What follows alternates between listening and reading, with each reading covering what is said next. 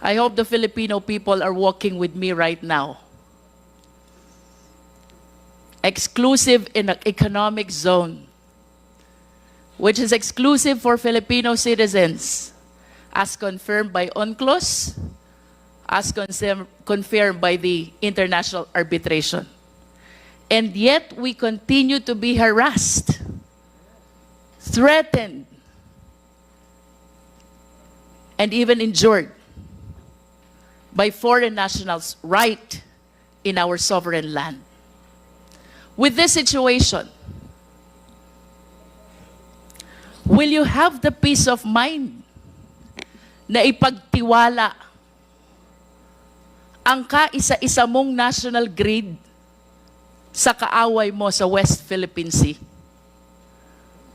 Will you have the peace of mind that the national grid relies on these Chinese citizens who are maligning, harassing, threatening our fellow Filipinos? Will you have the peace of mind that no Filipinos understand this technology and only Chinese engineers do?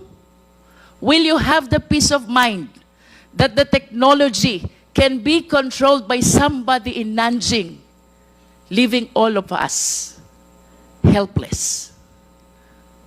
All aspects of Filipinos' lives rely on electricity.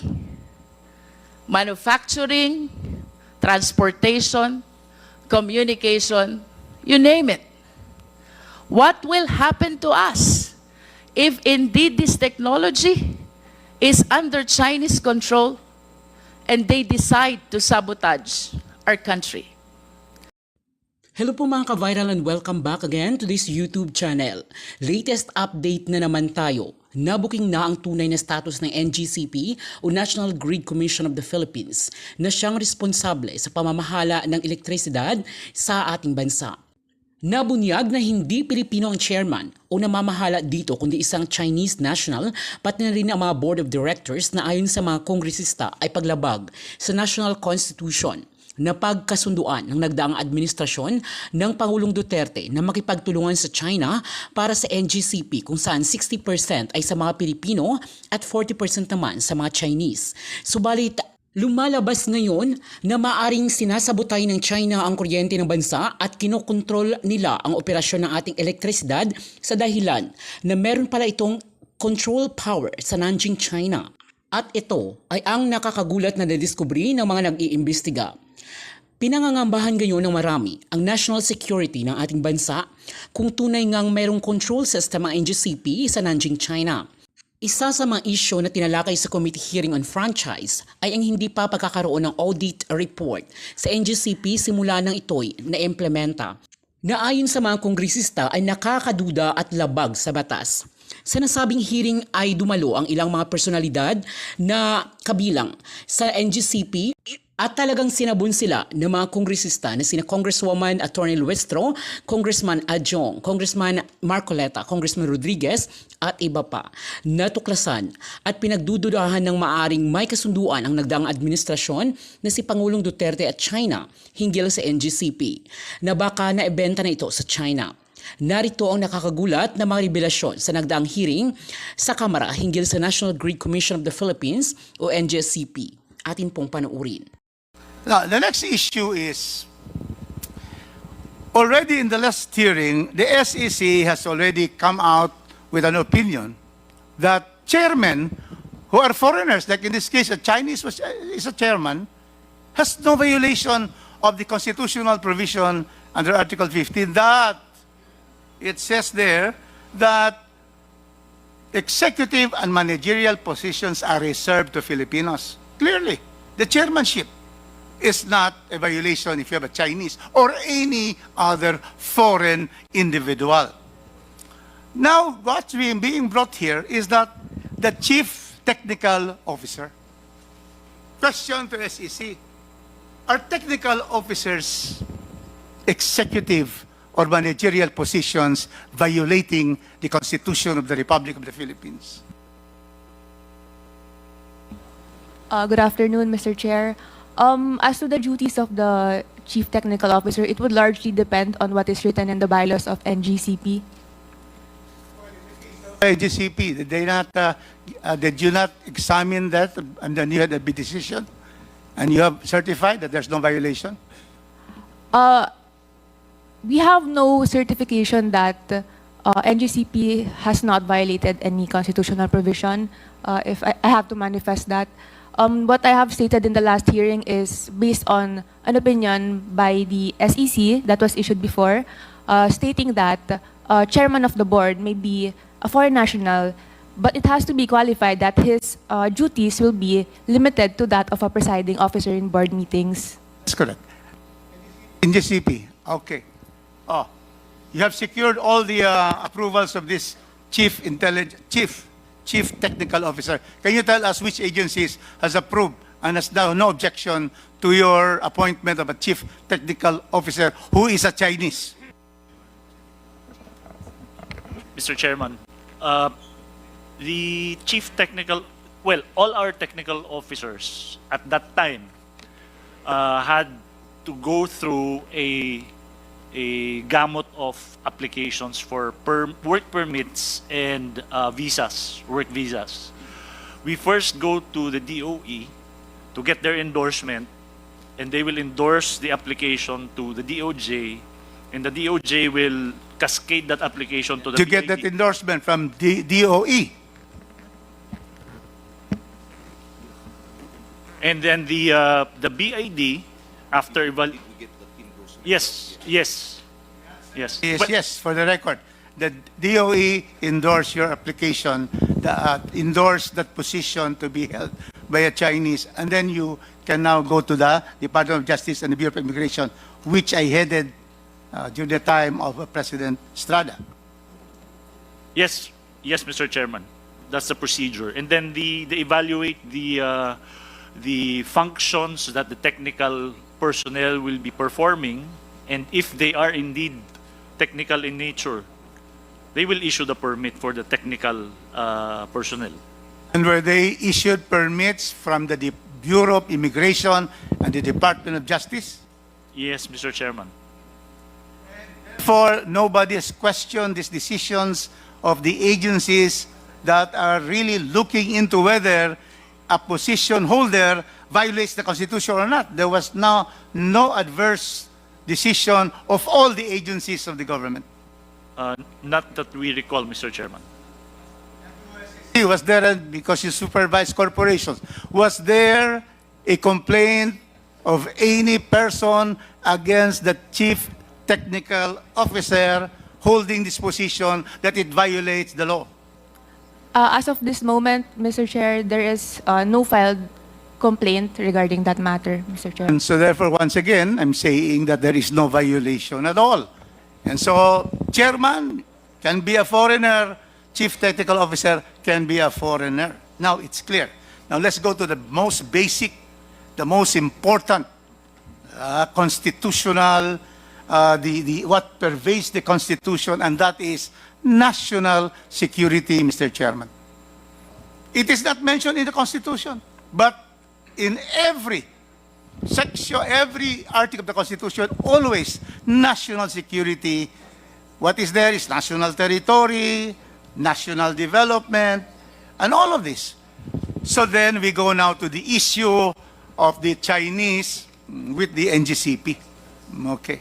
So now, you stated, Attorney Sagayo, that indeed you have a memorandum of agreement between you and NICA, correct?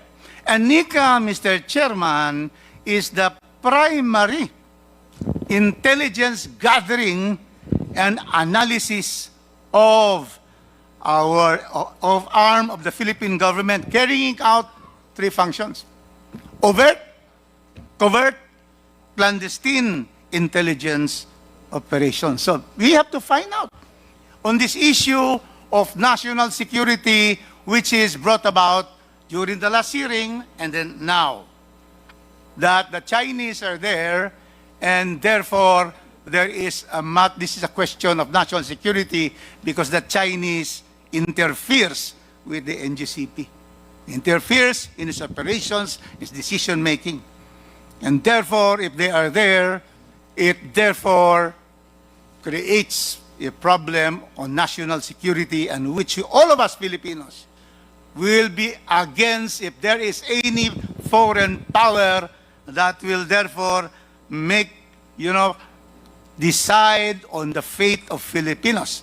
We will know now whether this particular, has the NICA found any violation of NGCP in relations to these Chinese being there as technical or as board directors?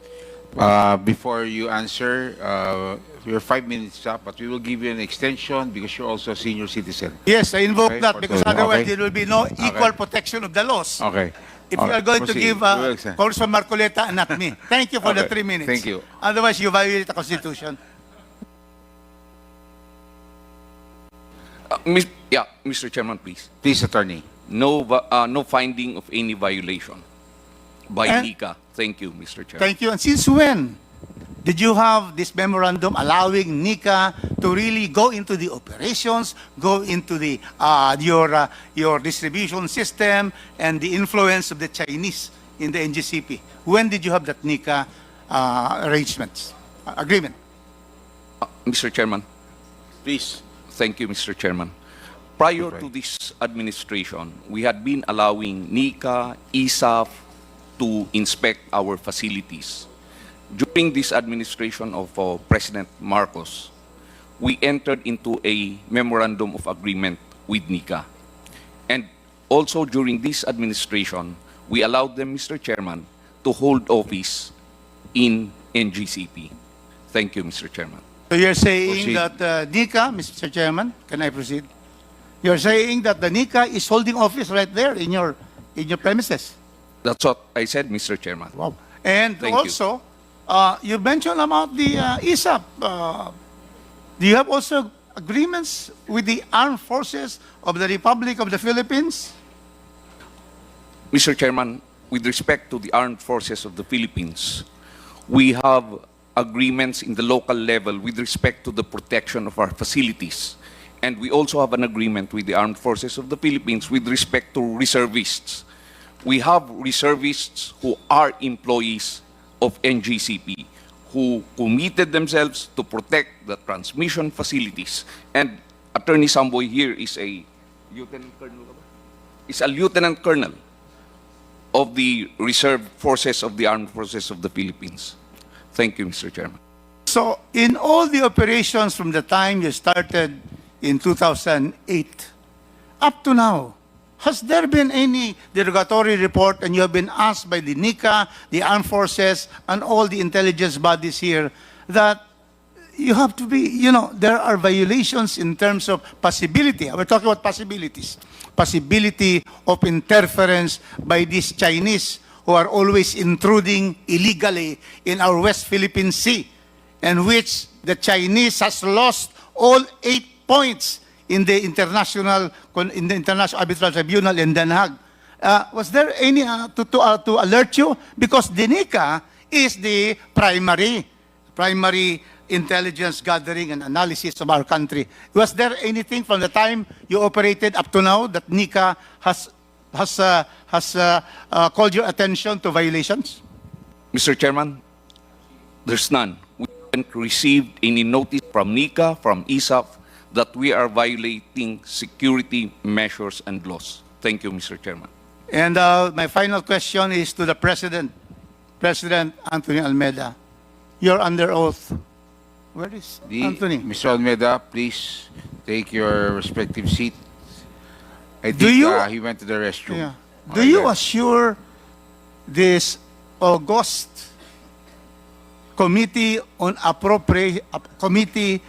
franchise, with our distinguished members here present and the valued resource persons, can you state you're under oath that there is no possibility of interference from the Chinese in our operation, especially in the supply of electricity in this country, which was also stated by the chairman, no less than Henry C. Sr., that there is no possibility at all, and everything is fake news, that the Chinese can interfere and can black out the entire country.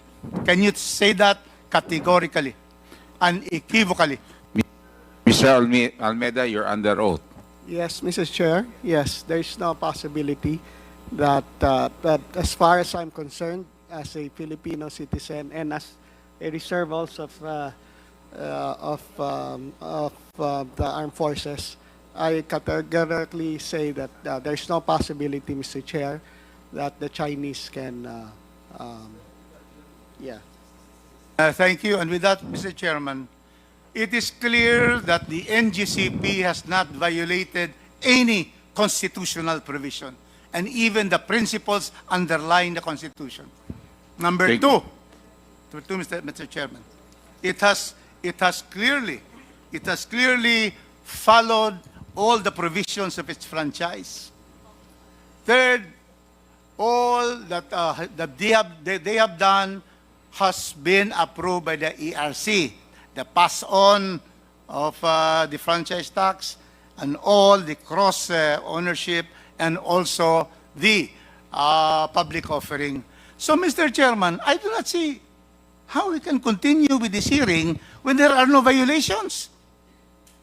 Mr. Chairman, that is my question. Thank you. Would you again want to go delve on that when clearly the constitutional issues, the franchise issues, the speculations, Mr. Chairman, I think we should already adjourn and let's go to face what are the important bills of our country, like my intelligence bills, my anti-espionage bills, Thank you because very that much. will increase the penalties of spies. Thank in you this very country. much, the Thank you. Honorable Rufus Rodriguez. Mr. Chair. Like I said, these are this is an inquiry, and not because there is a franchise violation, because that is for the committee to make, Congressman Rufus, and not solely within your authority. Okay? That is a collective Mr. Chair. decision. So hindi nyo kayang desisyonan ho kung may franchise violation. But again, we're looking at how to bring down the prices of electricity, and we will continue to do so until we're able to achieve that goal. Now, Mr. Chair. Ay, the USEC Janet Garin is Sharon, sir. recognized. Sharon. I'm sorry. I'm sorry. The better Garin. Okay. Okay. No, USEC Sharon Garin is recognized. Mr. Chair, I just wanted to clarify lang, ang records ng DOE on the approvals of the, ano yan, yung mga magtatrabaho na foreigners, we have from 2018 to 2024, there are directors, senior technical advisor, but we don't have the record of the individual that you are looking for. But maybe if there's such a claim, because that's way back for us, baka pwedeng i-provide lang ng NGCP kung that's the claim, Mr. Chair. Because we don't have it in DOE, Mr. Chair. Much. Attorney Matibag. Mr. Chair, gusto ko lang pong ilatag sa committee, the last hearing that we have in the Senate, chaired before by the chairman of Energy and Senate, Senator Win Gatchalian, kasi pina-under oath kanina si President Almeida na hindi possible, na may attacks, gano'n. I think if we will review the transcript of that hearing, he admitted that Mr. Chairman, NGCP point of order. Can a fellow resource person ask or I'm not asking questions. comment on the question? Can he cross-examine a fellow? No. He is not, Honorable Mikey, he is not, because I acknowledge him and for him to state his opinion. May I know what happened to that hearing? Well, I was I'm just about to ask trying that question. give something kung ayaw niyong marinig ng... Yes, go ahead, I will not please. speak. Please. Ano yun? Nag-hearing kasi noon, chaired by... That was the last hearing that we had That was... Ano sabi ni, anong sinabi? Sinabi niya na... Point of order, everyday- Mr. Chairman. Ayun, Melvin. Attorney Eh, Matibag, pwede ba tapusin na ho Di ba po, natin? Mr. Chair, we are here to find the truth. Yes, correct. I'm Go here ahead. as a citizen also. Okay, proceed. Please proceed. I'm not for China, I'm for Philippines. Okay, go ahead. Witch Okay. hunting here. So what was You said? don't want to witch hunt So here. for We are the, not with One something. specific company. I'm stating a fact. You reviewed the Senate The last facts week. are very clear. I tell you, order. whatever is stated in the Senate is not here. It's what is stated here. He yes, was under oath when he made that statement. Correct. We are now in Congress, in the House of Representatives. Okay, Yes. Mr. Chair, if you don't Yes. want to hear me, I will keep quiet. Like I said, I'm asking you to continue. What was said? Quiet, please. He stated that NGCP is suffering an attack every day. Okay. And Mr. just to Chair, From may I where? be recognized? From where? Kung saan-saan. Maraming yung cyber attack. Okay. So yun ang issue. Yun yung sinasabi ko kasi based doon sa sinasabi under oath, wala, hindi pwede. Okay. Mr. Chair, may Okay, be thank you very recognized. much. Attorney, sundin na po ha. I will acknowledge you. Relax ka lang. Okay? So I will, Attorney Matibag, are you done? Have you said your piece? Okay na po That kasi it be baka said, magalit po yung mga abogado. Hindi. Okay, abogado ka rin naman eh. Okay, so pare-pareho kayo abogado. Yun ang mahirap pag maraming abogado. Attorney, okay? Mr. Chair, thank you. Yes. I think Mr. Matibag and I were at that same hearing. Okay. And I'd just like to clarify the statement made was cyber attacks on our IT, our corporate system. Okay. Our corporate system, unlike our operating system, is indeed connected to the internet. And like any other corporate network, it is subject to periodic attempts. However, thankfully, and I am knocking on wood here, we have not had a breach of our IT for our corporate network. As opposed to our operating network, the one that runs the transmission system, we again emphasize that this is a closed system, disconnected by default from the internet. So there are no cyber attacks possible on the operating network, the OT. Yung IT po, ang binanggit ni Mr. Almed at that time, and just to put into context what he said, we do suffer certain attempts, but we have been able thus far to repel all those attempts, even though there are certain periods, marami talaga siya. Maraming salamat po. Thank Klaro you, po Mr. yan. Chair. So, I'm sure Attorney Matipag will stand by what he said and what he heard during that hearing. So we will try to get the transcript there. So we will see and compare. Anyway, thank you very much, Attorney. We now proceed to the next interpolator, the Deputy Majority Leader, the Honorable Franz Pomarin. Thank you very much, Mr. Chairman. Just like I think every Filipino's main concern right now is the security issue. Today, or the last 6 months, 8 months, the landscape is totally different now. As we recall, just a few days ago, the PNP was able to apprehend mga spy machines, mga gadgets, and everything. My question here is, tamang sinabi ni Congressman Rufus, was there a violation? But we're talking about national interest. If I may ask the NGCP, what's the nationality of the assistant CTO? If you have. Attorney Paul, are you raising your hands? Is the question addressed to NGCP? Deputy Majority Leader Yes. Franz Pomarin, is that Yes, a yes. question I'm asking to lang if they have an NGCP? assistant, yes, CTO of NGCP. Attorney Paul. Yes, Mr. Chairman, we have an assistant CTO, Engineer Cesar Sanchez. May his soul rest in peace. He is a Filipino citizen. His body is in Iligan now. He just died last week. But he's a Filipino citizen, Mr. Chairman. Okay. Another thing, Mr. Chairman, I notice it talagang their main priority to hire the CTO, correct me if I'm wrong, is a Chinese national. Tama po ba? Mr. Chairman, if I may. Please proceed. There is no inclination on our part to specifically hire Chinese as our CTO. As mentioned earlier, Honorable Congressman Pumaren, our CTO now is Engineer Rico Vega, who is a Filipino citizen. Yes, Mr. Chairman, I understand that, but meron pending application, tama po ba? Wala po, Mr. Chairman. Wala po, Mr. Chairman, considering that he is a Filipino citizen, Mr. Chairman. So walang nakaposisyon right now. A while ago when Congresswoman Stella Kimbo mentioned it, na meron ngang aplikante for that particular position. Wala po. Siya po, So ngayon siya po ang CTO namin, Mr. Chairman. Okay, Si so Engineer Rico Vega. because as for the national interest, we know for the fact na yung position na yun is very vital.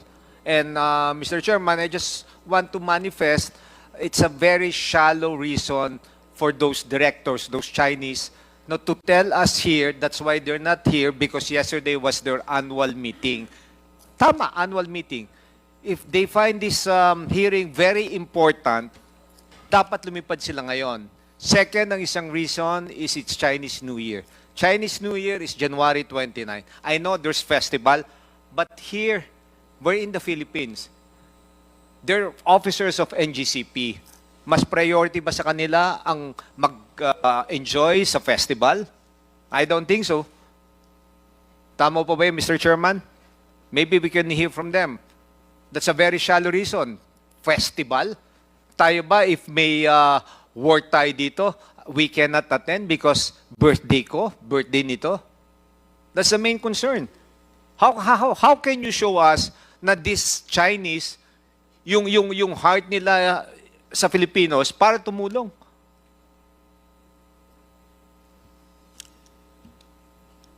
Mr. Chairman, if Are you done, Honorable? I want an answer from the Attorney Paul. Mr. Chairman, with respect to the question, I believe, Mr. Chairman, that, and I'm pretty sure they purchased their tickets prior to the receipt of today's hearing. So that's why they had to fly to China. As to the concerns being raised by Congressman Pumaren, rest assured we will relay all of those things to our Chinese directors. Mr. Chairman. Thank you very much. And, Mr. Chairman. As requested earlier, notices will still be sent to them for the future hearings. Thank you. Yes, I know that we will invite them. Pero mababaw naman, nakabili ng ticket and everything. If they find this really important, they can still buy another ticket. And Mr. Chairman, I would like to make a motion also if we can invite yung NICA, yung sinasabi nila na nag-office dyan sa NGCP. As we all know, I hope I'm wrong, baka they're too comfortable with their setup right now in NGCP. Because like what I mentioned, the dynamics right now totally changed with regards to what's happening here in the Philippines. With regards to, I'm not trying to zero in on the directors or officers of Chinese nationals in NGCP. Pero ngayon, iba na po ang dynamics, iba na po ang landscape. A few days ago, may nahuli tayong Chinese na nag-spy. Diba? So, if we can invite also the yung NICA, the one in charge of NICA, or the one assigned to that particular office, para we can hear kung ano po talaga ang what's happening. Take note of that, and indeed, the security issue is something that is in, I would say, top of the list, or top of mind of all Filipinos. Yes, the Honorable Franz Pumaren. Yeah, ano lang yun, that's my query lang. It's just so frustrating, you know, those Chinese nationals, parang napaka-special for them, hearing ang Rason Festival, nakabili ng ticket. Don't tell me they cannot afford to buy another ticket if they find this really important. Thank you very much. Parang pinoproteksyonan pa ng kapwa Pilipino na gina-justify pa that they're not here. That's so frustrating. Where is our national pride here? Chairman? Thank you. Thank you, the Honorable Franz Pumaren. Yes, Attorney Paul, we will invite them in the next hearings. Mr. Chairman, until they run out of holidays. Yes. Attorney Paul. Yes, we would like to assure this body that we are also Filipino citizens. We take our nationality and citizenship very seriously. Nandyan po kami, and we would like to assure the body, as Mr. Henry C. mentioned in his statement, nung pumasok yung grupo po namin dyan, nandyan na yan. Nandyan na yung mga Chinese. They were part of the bidders. Partners po sila ng MOG more. Now, Mr. Chairman, we would because I keep hearing all of these things, na simply because we have Chinese partners does not make us less patriotic than the others. We would want to assure everybody that we are there, we are guarding,